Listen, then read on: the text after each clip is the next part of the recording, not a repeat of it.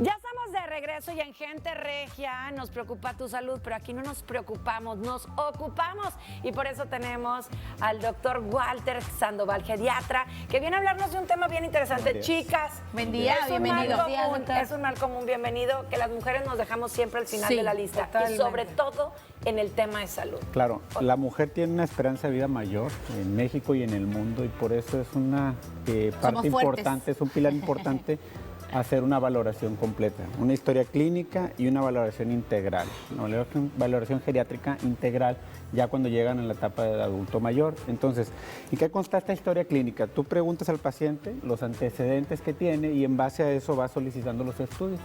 De rutina en la mujer se debe hacer la mamografía, alrededor de los 40 años se debe hacer anual, y el Papa Nicolau cada 3 años. Llegando ya a una edad entre 21 y 29 lo debes de hacer, por ejemplo, el Papa Nicolau cada 3 años, pero puedes incluir el del virus del papiloma humano también cada 5 años. Sí, Esto es después de los 30 30 años, ya porque es un factor de riesgo si no estás vacunado contra el virus del papiloma humano. Y que es bastante común. Y la mamografía se puede hacer, por ejemplo, si tú tienes un antecedente familiar, ¿verdad?, de cáncer, puedes hacerlo antes de los 40 años con una ecografía, complementar esa mamografía con una ecografía. Pero ya después de los 60 años tienes que ver las posibilidades en qué otros estudios le puedes hacer también a la mujer. Okay. Por ejemplo, después de los 45 años nosotros estamos obligados a hacer un examen de excremento para tamizaje de cáncer colorectal, que es aumentado en frecuencia. La colonoscopía, por ejemplo, se recomienda cada 10 años, la flexible cada 5 años, y más si tienes antecedentes de ¿qué? Antecedentes de cáncer o radiación propiamente en el abdomen, o propiamente colitis ulcerativa crónica, por ejemplo, la enfermedad de Crohn o CUSI, son enfermedades que también pueden predisponer a cáncer y también tienes que hacerlo propiamente de manera rutinaria más frecuente. Cada año examen de excremento, cada 5 años puede hacer una colonoscopía. Ahora, esos son exámenes como un poco más complejos, pero exámenes de sangre o exámenes a lo mejor de glucosa y de vitaminas, ¿eso también debemos de complementarlo? Eso debemos de complementarlo. Como comentaba, es la historia clínica y la valoración geriátrica. La historia clínica sí, hacerlo, por ejemplo, anual se debe hacer. Nosotros, la población hispana es un factor de riesgo, se debe hacer cada año exámenes de glucosa. La toma de la presión también es un punto importante, hacerlo. Claro. Valores de 130 con 80 ya se consideran como hipertensión, antes se consideran como prehipertensión, pero ya teniendo 130 con 80 para arriba ya es considerado hipertensión y tienes que tratarlo a tiempo. El examen de la glucosa es cada año de manera rutinaria. ¿Y a partir de la glucosa es a partir de cuándo ya se considera prediabetes? La prediabetes es de 100 a 125 se considera prediabetes, arriba de 126 se considera en ayunas como ya diabético, o la glucosilada arriba del 7% Doctor, ya es considerado. Hace un momento hablaba sobre que arriba de los 60 años se tienen que hacer estudios diferentes. Se sabe que en los hombres, por ejemplo, es más propenso el tema de los ataques cardíacos. En la mujer, ¿cuál es el tema más propenso más o menos a esa edad? Pues propiamente también son enfermedades cardíacas, la diabetes es un factor de riesgo, problemas cardiovasculares, un electrocardiograma cada año lo tienes que hacer. Después de los 40 años ya tienes que hacer incluso una prueba de esfuerzo, y más si tienes factores de riesgo como hipertensión, tabaquismo, diabetes, tienes que hacer una prueba de esfuerzo para ver si hay una lesión propiamente en una arteria. Y nosotros aplicamos en los adultos mayores la valoración geriátrica integral. ¿Qué trata todo esto?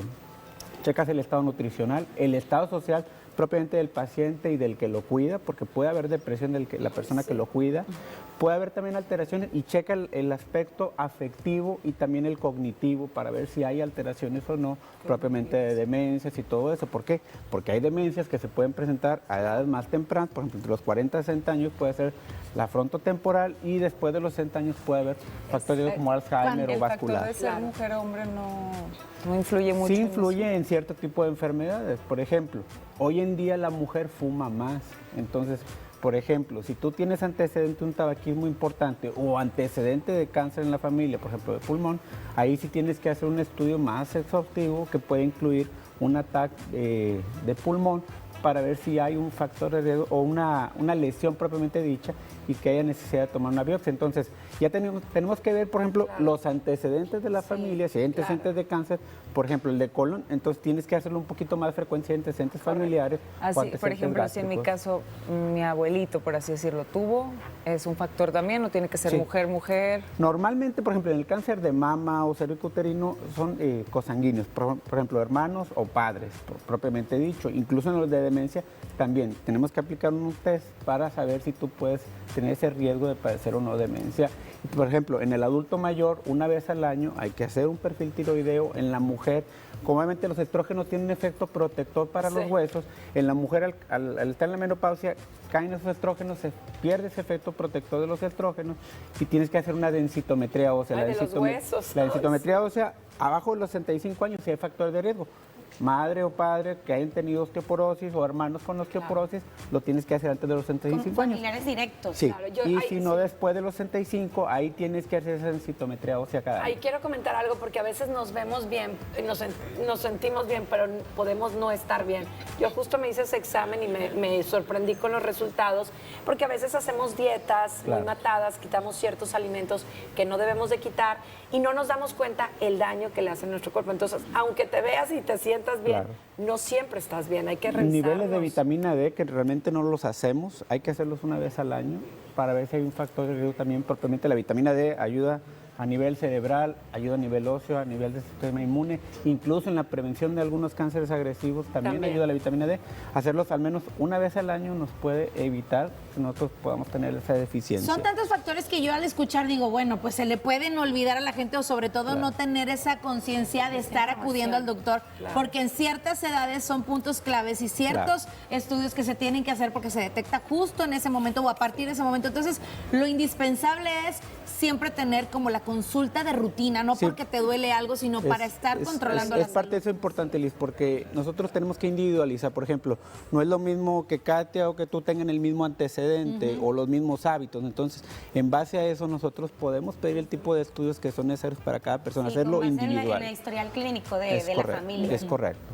Qué interesante. Nos tienes, Walter, a todos con la boca abierta. ¿Sabes por qué? Porque muchas veces no ponemos atención. Sí es cierto, muchos exámenes que ni sabíamos que teníamos que hacernos, los ojos, hay mucho y es el mejor regalo.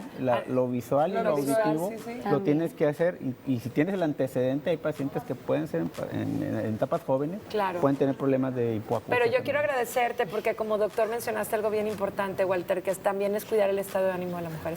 Gracias, doctor, por toda la información.